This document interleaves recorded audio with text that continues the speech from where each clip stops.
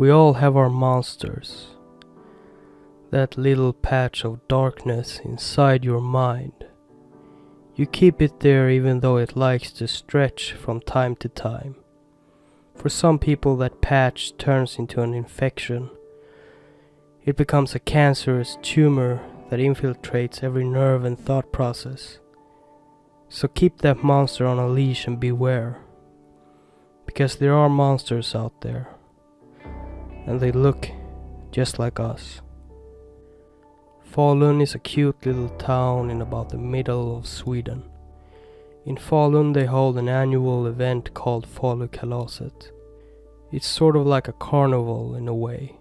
There is funny rides for the kids and stands with candy and stuff. Once evening comes, the families go home and bars and dance clubs fill with people. On the night between June 3rd and June 4th, 2000, a 16-year-old girl was hanging with her friends in town. It was getting late. It was almost 2 a.m., so she told her friends that she had to go. She got on her bicycle and started her 4 kilometers ride home. She was cycling on the main road as she now was very close to home. As the road got steeper, she started zigzagging her way up, cycling sideways left to right. Beneath the road was a walkway and a tunnel that went under the road. As she zigzagged to the left, close to the railing, she could see the walkway below. But she saw something more than just a walkway. She only saw it for about half a second, but in that half a second she could see a lot.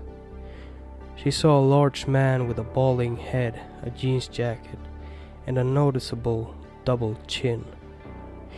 He was red in the face and he was sitting on top of a woman. The woman was also red in the face, but not the same way the man was. The woman's face was full of blood, and the two struggled on the ground. The 16-year-old girl kept riding her bike home, and when she got home she was greeted by her mother, who was still awake. She told her mother what had happened, and the two stood and talked about what to do. The mother told the 16-year-old it was gonna be alright, as she didn't want to wake the father up. While the two discussed what to do, 50 meters away, the woman was being strangled to death. The 16-year-old girl didn't like the feeling she had in her gut, so she went onto the internet and contacted her friend. Her friend arrived within just half an hour, and the two of them went to the walkway to investigate by themselves. They got to the walkway, but it was empty now. But there was a trail going into a small wooded area just by the side of the walkway, surrounded by houses. It looked like something large had been dragged. They slowly made their way into the wooded area and started seeing clothes gathered around them in the bushes. They didn't want to go any further in and instead contacted a third friend. They knew that this friend's father was a cop, and their instincts yelled at them that whatever had happened here was very wrong. Their friend's father heard of what had happened and he acted quickly. Police were on the scene with dogs at about 4 a.m. They followed the dogs as they reached a tiny clearing in the wooded area, and there she was, the woman who had been attacked. She was laying on her back, all naked except for a sock on one of her feet. She had been positioned as if she was crucified, and what had once been beautiful blonde hair was now red, filled with dry blood.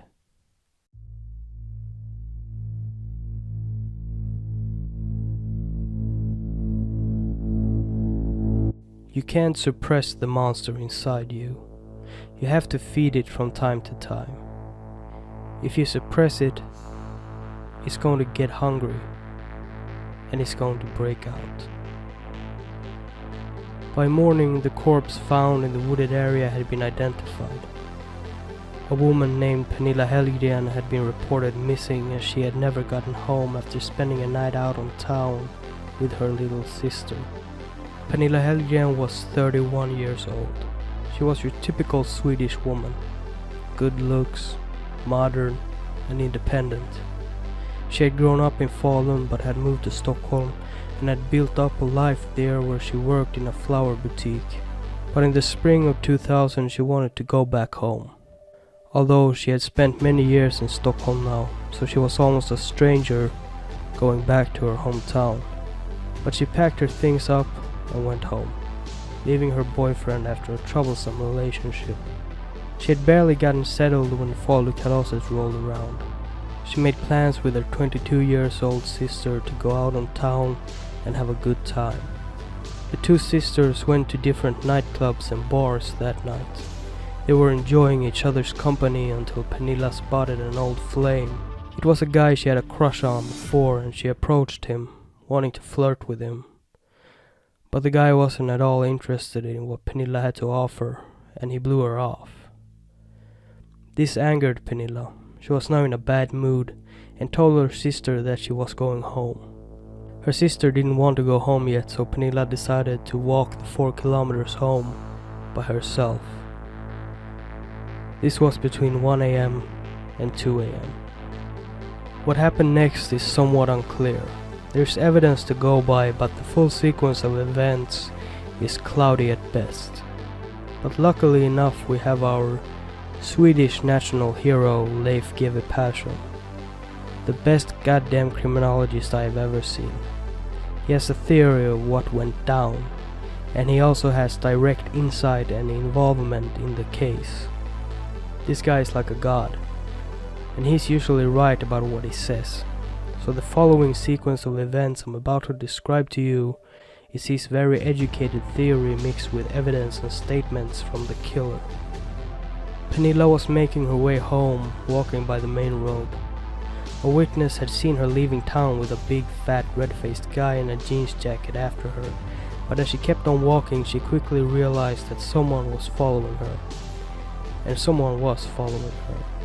She started to walk in a faster pace, and the man could barely keep up with her. Evidence for her knowing she was being followed comes from her skipping her usual shortcut.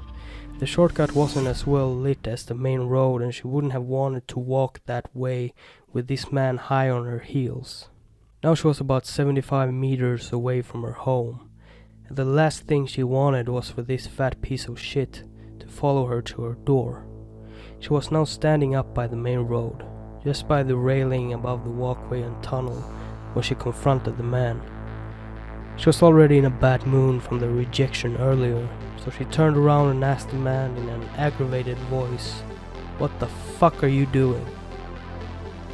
Now normally a creepy loser like this would back down when confronted with such ferocity.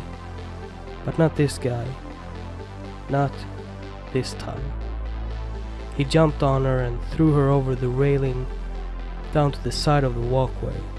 There was a collection of stones and boulders down there, so she probably hurt herself a bit.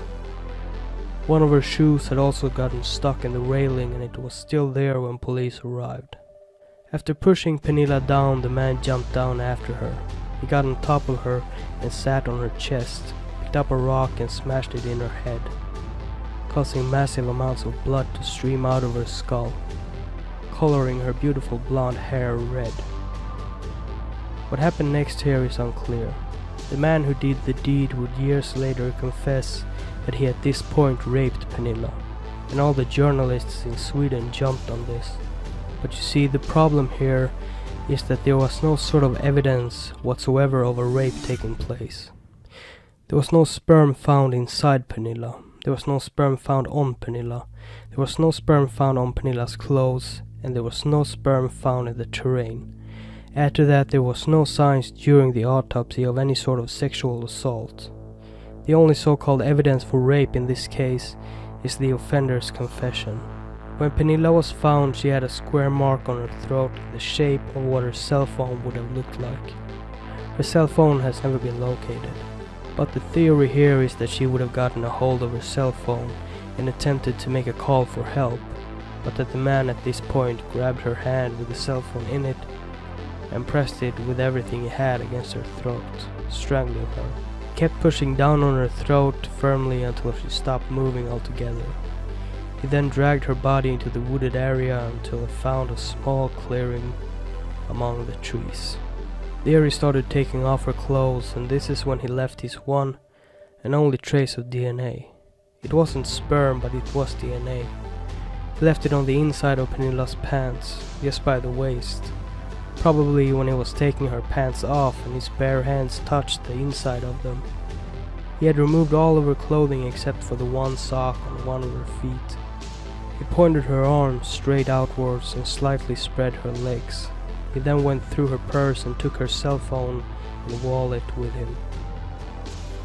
Then he left her there, lying among the trees naked, her face and hair now filled with blood.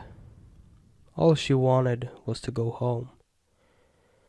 But a monster named Anders Eklund wanted something different. He had spotted her in town, and once he set his eyes on her, he wouldn't stop until he had gotten what he came for.